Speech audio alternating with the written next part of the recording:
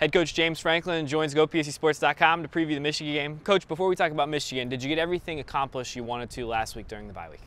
Yeah, I think with the amount of time we had, I thought we got a lot of really good work, got scrimmages with the young guys. We're able to clean up some things from a mental perspective.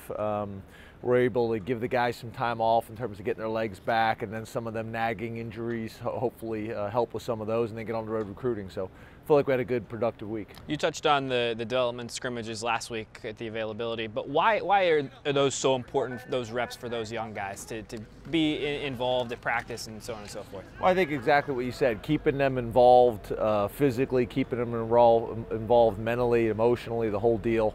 I think it's really good for team chemistry. And then the other thing is, you know, we're trying to build a program here, and building a program isn't just getting ready for Michigan this week. It's also, you know, being able to see long term and where we want to go and who we want to be. When you look at Michigan's offense on tape, what do you see from their running game? Well, you know, obviously losing their starting tailback is a factor for them. They got a big athletic offensive line. The quarterback, I think, is kind of their playmaker. Them and Funchess, combination of those two, but I think you're going to see a lot of Devin Gardner running the ball, and he's had success against us in the past. What makes Devin Funchess such a tough matchup? Well, he's got all the things you're looking for. He's big, he's strong, he's fast, he's athletic, he's got really good ball skills.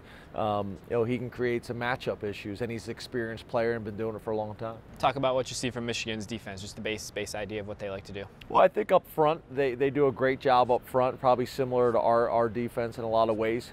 I think their defensive coordinator does a really good job of loading the box and press coverage on the outside and taking all the gimme throws and yards away just by numbers and taking space away by press coverage. So, you know, they're a challenge. There's no doubt about it. And then being on the road is going to be a factor as well. Mike Hull is a guy who statistically has had a great year, but Coach Pry, one of the things he was saying last week is just when you watch him on film, he's doing all the things you want your linebacker to do. When you look at Mike Hull, what do you see? He's probably the most productive Mike linebacker that we've been around. You know, he's quick, he's strong, he's smart. He's unbelievably passionate about this team. He's unbelievably passionate about Penn State and his career.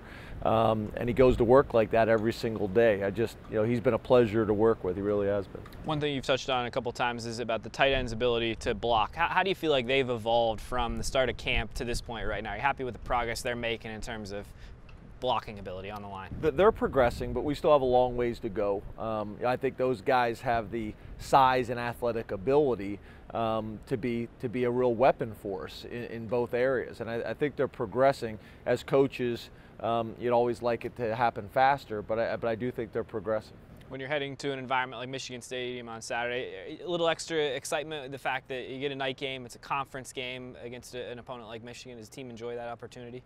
Yeah, I would say so. You know, for us, we're going to treat it like we always do. Obviously, for some of our guys, CJ and Zettel and some of those guys that are from Michigan, it's probably going to be a little bit different for them. I know they're hitting all their buddies up for tickets right now and things like that. But for us, it seems like forever since we've been on the field, and we want to get back out there and get this bad taste out of our mouth. When you look at the keys to the game, I know what you're going to say, but what do you need to do well on Saturday? Yeah, I think we're going to have to handle, the emotion early on. Night game in the conference, they're going to be all fired up.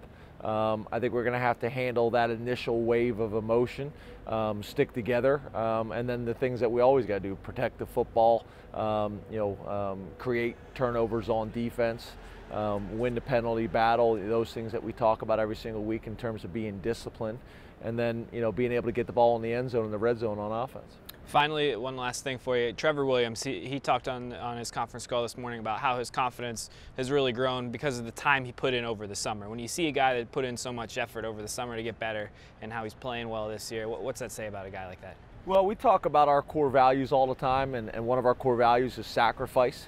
And I think everybody now in our society wants immediate gratification, and that's not really how it works. And I think Trevor's a really good example. He's had his ups, he's had his downs, he's persevered, and he's sacrificed. He spent the time in the off season to get better and work on his craft. You see it in the classroom with him, you see it on the football field. I'm very proud of him. Coach, thanks for your time. Good luck on Saturday. Thank you.